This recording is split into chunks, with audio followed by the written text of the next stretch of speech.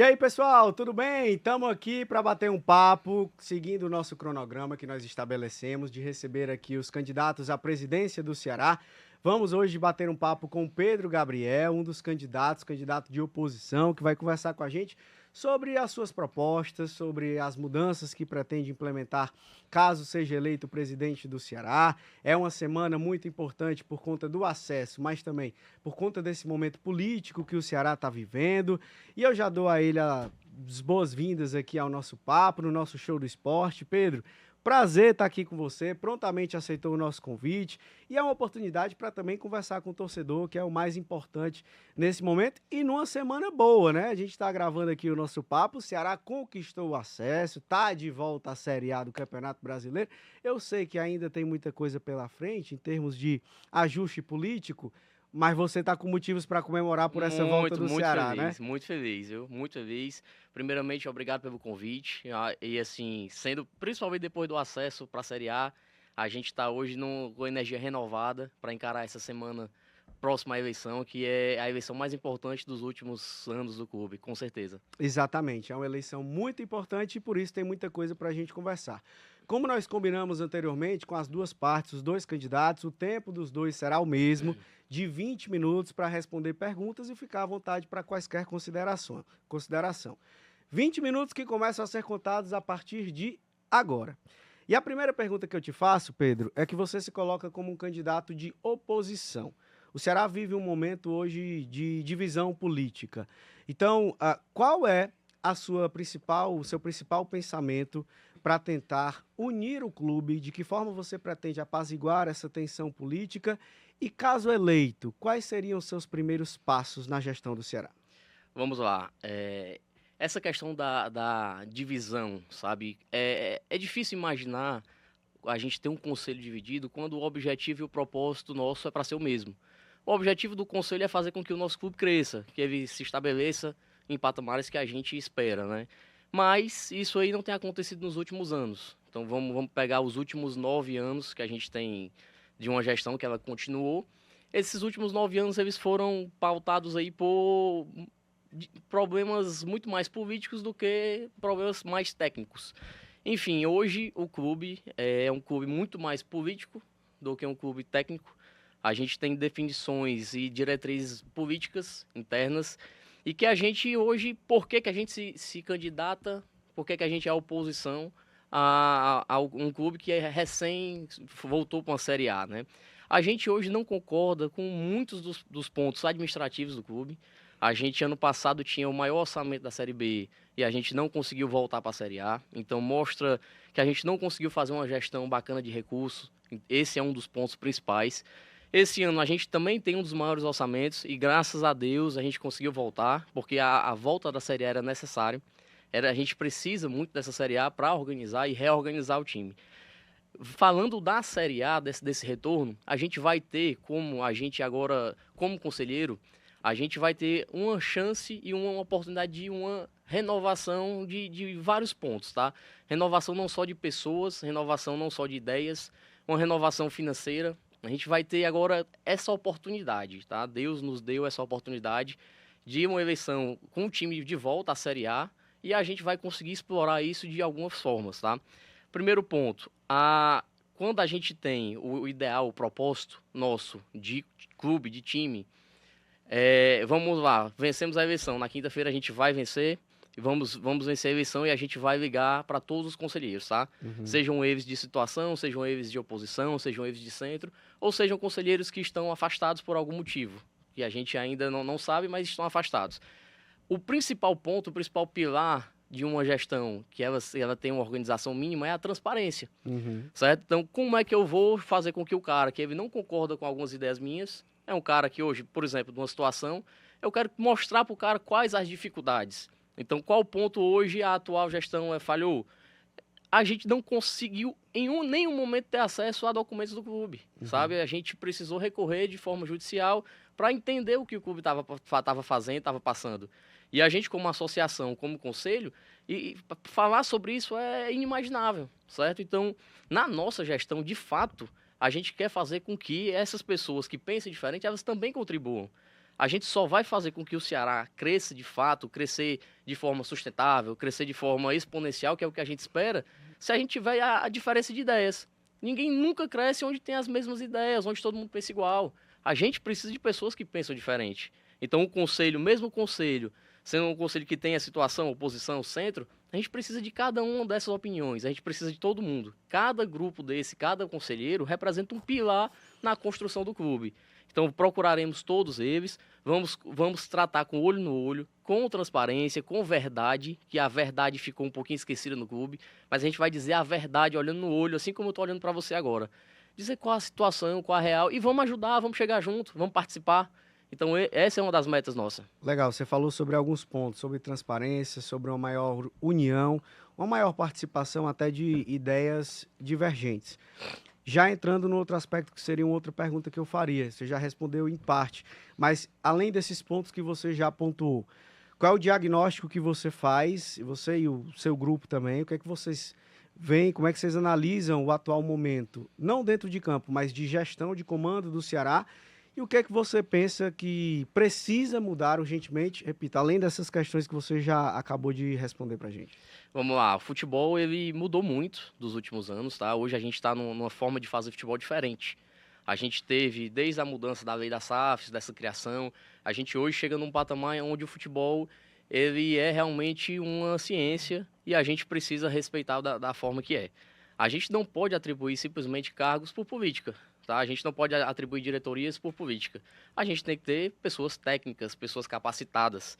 Então a gente diverge praticamente que na totalidade da gestão do clube, tá? A gente diverge na forma de comunicação do presidente. O presidente ele se esconde nos momentos difíceis, é um presidente que expõe a diretoria dele atual, na medida que ele se esconde.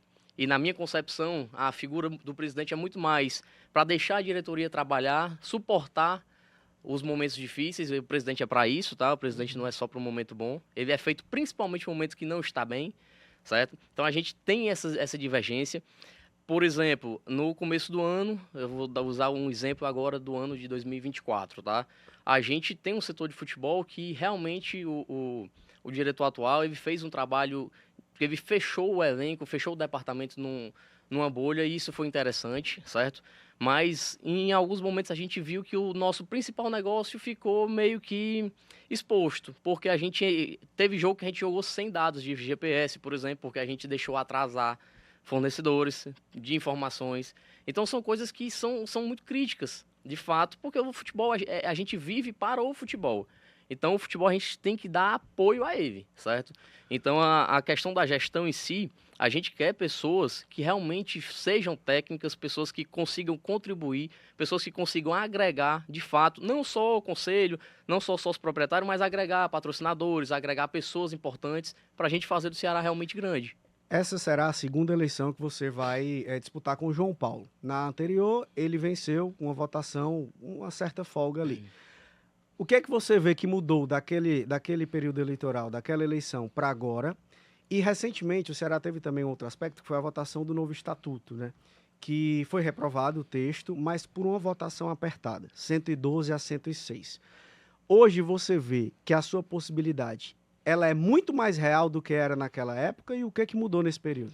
Vamos lá, a possibilidade é muito mais real, de fato, muito mais, porque a gente tem o João Paulo já tendo mostrado o que é que ele é capaz, tá? Ele mostrou que ele é capaz de levar 5 transferbando no ano, ele mostrou que ele é capaz de fazer inúmeras falhas, inclusive de a gente perder atletas para concorrência diretos, que foi o caso do Barleta, né, que é um case que a gente poderia falar vários e vários momentos, mas não vem ao caso. Mas, assim, o João Paulo já provou do que ele é capaz, certo? Assim, todo mundo, toda a torcida sabe, os conselheiros, todos eles sabem do que ele vai fazer, que vai ser mais o mesmo, tá?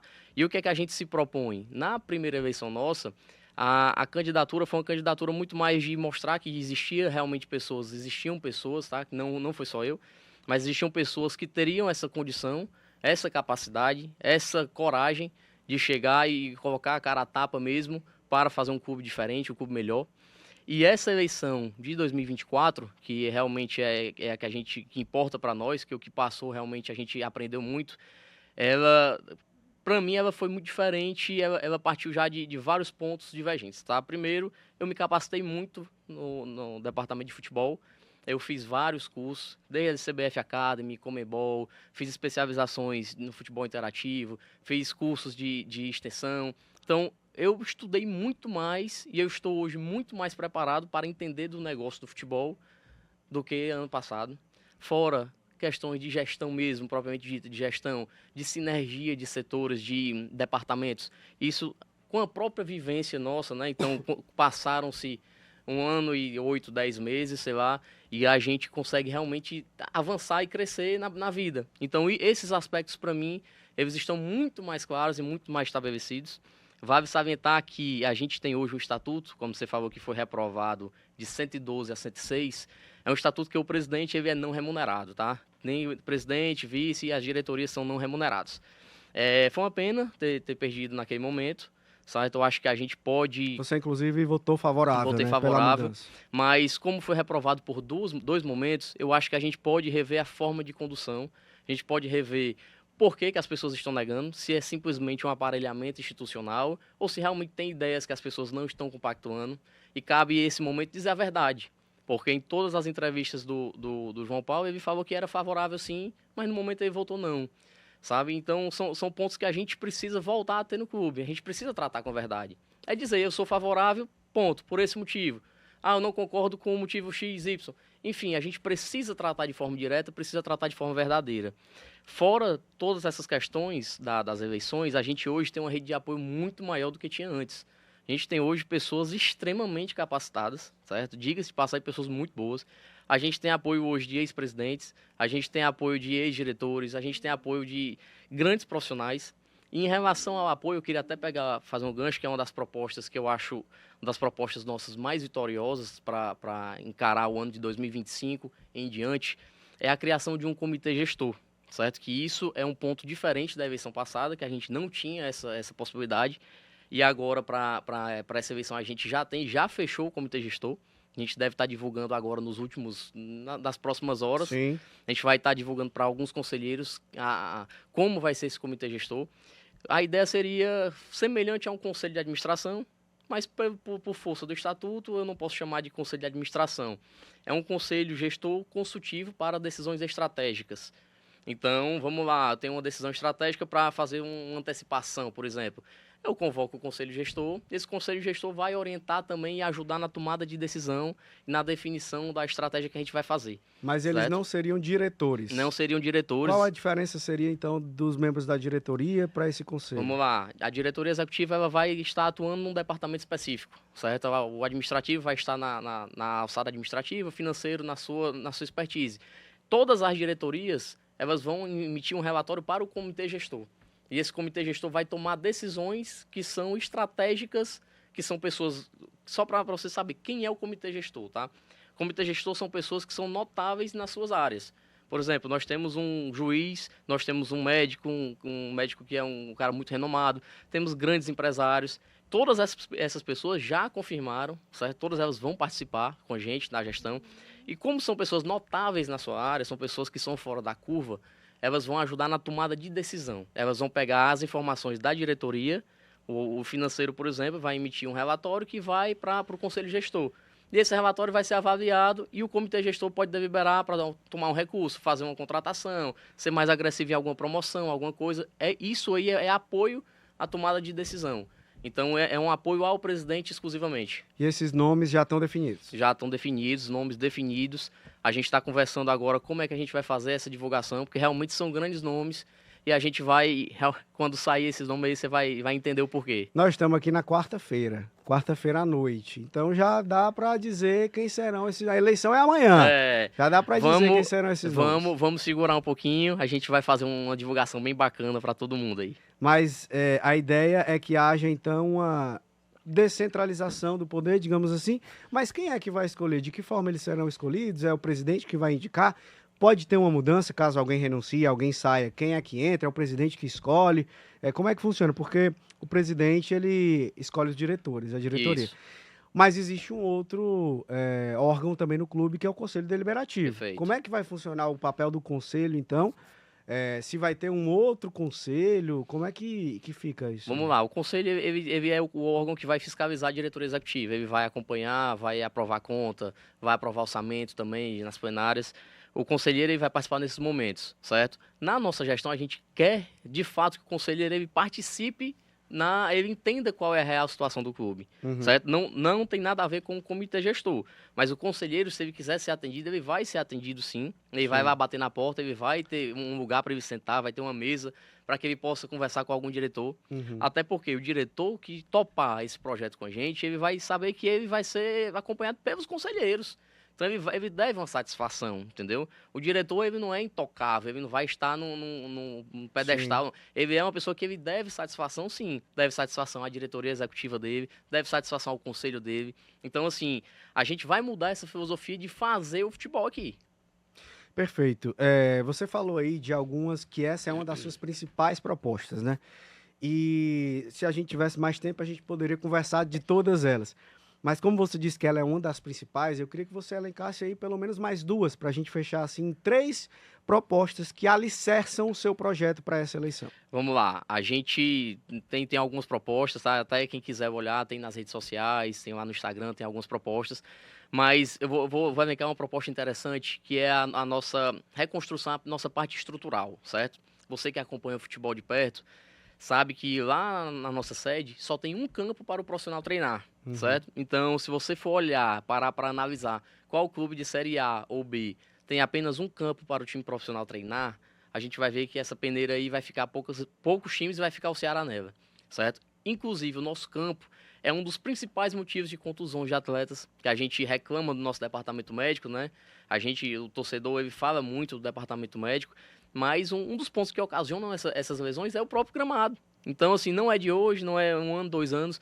É uma crítica já de algum tempo esse gramado nosso, que ele precisa passar realmente por um trabalho, precisa ser requalificado, certo? Na nossa sede, a gente consegue também ampliar essas áreas de trabalho. Existem alguns campos ali que fica logo atrás ao campo do profissional, que a gente pode tentar integrar ao campo do profissional, para a gente dar qualidade para os nossos atletas, sabe? Eu Sim. não consigo cobrar. Como é que eu vou cobrar pro cara se realmente o gramado é ruim, se ele está se contundindo? Como é que a gente vai fazer um planejamento? A gente reclama muito de planejamento, a gente fala muito de planejamento. Mas como é que eu faço um planejamento se tudo que a gente faz no começo do ano pode ir por água abaixo com a lesão de um Uhum. cara, de um craque que a gente está trazendo por conta do gramado? O cara pode ficar fora uma semana, um mês, 6 meses, certo? Então a gente tem cases aí que o cara não joga o ano todo. E quando ele volta, ele se contunde novamente. Então, é o gramado. Esse é um ponto, tá? Então, a Sim. nossa estrutura, se você for parar, é um dado até interessante para quem está ouvindo a gente e vendo. A gente, nos últimos 9 anos, a gente teve a gestão de quase R$ 1 bilhão na gestão Robson de Castro e João Paulo, certo? Eu chamo de dinastia castrista. A gente teve quase R$ 1 bilhão. E esse R$ 1 bilhão, você vai olhar o que é que foi feito na nossa sede. O que é que foi feito para o nosso profissional. O principal negócio é o futebol. Se nem o campo foi refeito, se nem o campo foi reajustado com R$ 1 bilhão ao longo de 9 anos, porque tem aquela questão, não teve tempo, Uhum. não teve recurso. Mas eu estou falando de recurso e estou falando de 9 anos. Então, assim, por que não foi feito? Certo? Então, Sim.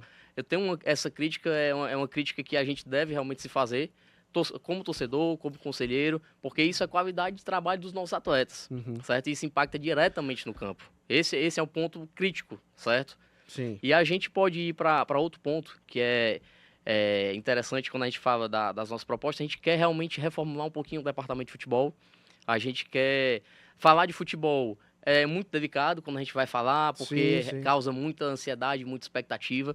Mas a reformulação do departamento de futebol no sentido de apoiar, de dar mais apoio, tecnologia para as pessoas, sabe? Uhum. Nosso departamento de futebol tem excelentes profissionais. É só você ver aí os últimos que saíram, foram para a seleção, foram para times bem num Verdade. conceito diferente. A gente tem excelentes profissionais. E esses profissionais, eles precisam de apoio. Apoio diga-se, investimento. A gente tem que ter o melhor software para análise de mercado. A gente tem que ter uma inteligência artificial para integrar esses setores todos. Então, assim, esse é um ponto que a gente tem que fazer. A gente tem que fazer esse apoio, porque o futebol é a nossa razão, né, de Sim, vida. é a base de sustentação do Exato. clube. Estamos chegando já na reta final e para a gente ter um tempo, para você ter um tempo ainda para considerações finais, queria te perguntar rapidinho o que que você pensa ou se você é favorável ou não sobre esses temas que eu vou te perguntar. Diretoria remunerada, você falou que é a favor. Sim, favorável. Votação do sócio torcedor. Favorável, desde que a gente converse com todos os conselheiros e entenda o porquê que isso foi negado 2 vezes, entender o porquê, o que é que está, qual é o medo, qual é o motivo, qual a razão disso estar acontecendo, mas eu sou a favor que o sócio participe ativamente. Você sendo presidente, o que é que você pensa sobre o Ceará virar SAF?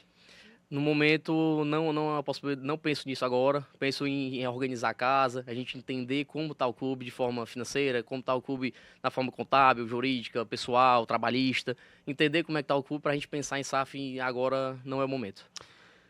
1 minuto você tem para as considerações finais, que foi o tempo que a gente ainda tem aqui para você se dirigir ao Vamos torcedor lá. agora, para explicar Vou- por vou- que que o Pedro deve ser o Agora presidente do Ceará. eu vou deixar de olhar para você, vou olhar para a câmera, tá? Para a gente conversar um pouquinho diretamente com o conselheiro, que é muito importante nesse momento.